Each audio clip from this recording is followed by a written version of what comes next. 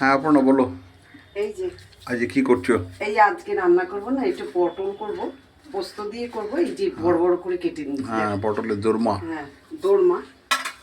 দোরমা করছি না, দোরমা ও আচ্ছা, পটল পোস্ত করছো? পটল, ওই বড় পটলের যে গায়ে গায়ে পোস্ত হয় সাদা মতো। হ্যাঁ হ্যাঁ। আমি তার সাথে না আজকে একটু নতুন নতুন করছি, যে আলুটাকে এক্সপেরিমেন্ট করছি, যে হ্যাঁ হালকা করে একটু পাতলা করে আলু দিলে ভালো লাগবে। ভালো লাগবে বলো, তরকারিটা খুব সুন্দর। পটল তো এমনি ভাজলেই একটুখানি শুকনো হয়ে যাবে, তাই জন্য আবার বেশি পটলও খাওয়া যাবে না।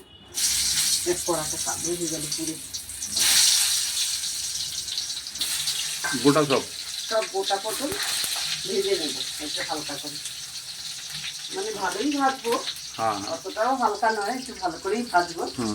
হ্যাঁ একটু ভেজে নেব, ভেজে নিয়ে হালকা ভাজে নিতে হয়। হ্যাঁ হ্যাঁ ভেজে নেবো। আর তারপর ভেজে তুলে নিয়ে আমি আলুটাও ভেজে নেব। আর এইদিকে করেছি দেখো, লাল শাক করেছি তোমার। আচ্ছা কি আচ্ছা, সুন্দর হয়েছে, কাটাটাও হয় সুন্দর হয়েছে। ভালোই কেটেছে তো। হ্যাঁ লাল শাকটা দেখো একদম সুন্দর। খুব এই সুন্দর। লাল শাকটা না একটু রসুন আর ইয়ে দিয়ে দিয়েছিলাম, কাঁচা লঙ্কা। আর এখন আমি যেটা বেটে নেব, এই যে পটলটার জন্য একটু পোস্ত বেটে নেব। হুম, পোস্ত আর একটু গোলমরিচ বাটবো, দুটোই আলাদা বাটবো। আচ্ছা, দুটো আলাদা হবে। আলাদা আলাদা করে বাটবো। পোস্তর সাথে আমি একটু কাঁচা লঙ্কা বাটবো। এই দেখো, আচ্ছা আচ্ছা। এই কাঁচা লঙ্কাটা দিয়ে একটু বেটে করবো। এই লঙ্কাটা ভালো না, এখন বর্ষাকাল তো লঙ্কাগুলো কেমন। এই দেখো, কিন্তু খুব ঝাল হয় শুনেছি বর্ষাকাল। ঝাল হবে। আমি তো অন্য গুঁড়ো লঙ্কা দেবো না, সেই জন্য বেশ সুন্দর করে বাটছি জানো। একটু বেশ মিহি করে বাটলে আসলে মিক্সিতে বাটা পোস্তটা ভালো হয় না। ভালো পেস্ট হয় না মিক্সিতে। একটু একটা জিনিস কি মিক্সিতে দেবো বলো, এই সুন্দর করে একটু বেটে নিচ্ছি। বেটে এটা নামাবার সময় দেবো। হ্যাঁ, পোস্তটা নামানোর সময় যায়। পোস্তটা নামাবার সময় এই মশলাটা দিয়ে দেবো। এখন আমি রেডি করে রাখছি বাটনাটা, ততক্ষণ পটলটা ভাজতে দিয়েছি। আর পটল ভাজা হয়ে গেলে আলুটা ভাজবো। এই যে পোস্ত বাটছি, গন্ধটা বলো কি না সুন্দর হ্যাঁ হ্যাঁ, লাগছে। ভালো ভালো। আরে বেটে পোস্ত খুব ভালো করছে।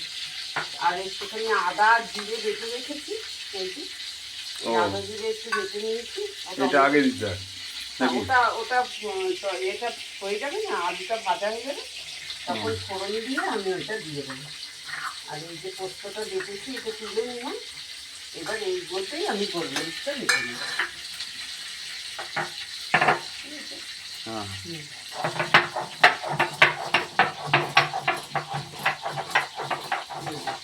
এমন কিছু কঠিন নয়, মানে আমাদের হাতের কাছে তো শিলনোড়াটা রেডি থাকে না, সেই জন্য মশলাটা করতে মনে হয়। কিন্তু আমি একটু বাটা মশলাই খুব প্রিয় লাগে আমার। খেতেও ভালো হবে না, সব দিক দিয়ে ভালো। এই যে কত সুন্দর গোলমরিচটার গন্ধ বেরোচ্ছে দেখো। এই গোলমরিচটা দিলে তো এমনি খাবারটা ভালো হয়ে যাবে। তারপরে দেবো একটু ঘি, বুঝেছো। একটা নিরামিষ করছি, পিঁয়াজ দেবো না। এই পটলটা একটু ভাজা হতে টাইম লাগে, এটা খুব কড়া যে ভাজা যায় না। হ্যাঁ ভেজে নিয়ে আর করবো। বন্ধুরা তোমাদের কার কার এরকম পটল পোস্ত দিয়ে খেয়ে দেখেছো? আর এরকম আলু দিয়ে কখনো করেছে কিনা? না না না, করো, এটা নতুন হতে হবে, ভালো লাগবে। নতুন হবে, মানে আলুগুলো খুব সুন্দর করে ভেজে নেবো লাল লাল করে, তারপরে করবো। তোমরা সবাই আমার ভালো লাগলে পারে একটু কমেন্টস করো, আর শেয়ার করে ছড়িয়ে দিও আমার সব কিছু। আর তোমাদের ভালোবাসায় আমি এতটা পর্যন্ত আসতে পেরেছি, এটা বলতে পারি। তোমরা সবাই ভালো থেকো। আমি ওয়েস্ট বেঙ্গল কলকাতা থেকে অপর্ণাদি বলছি।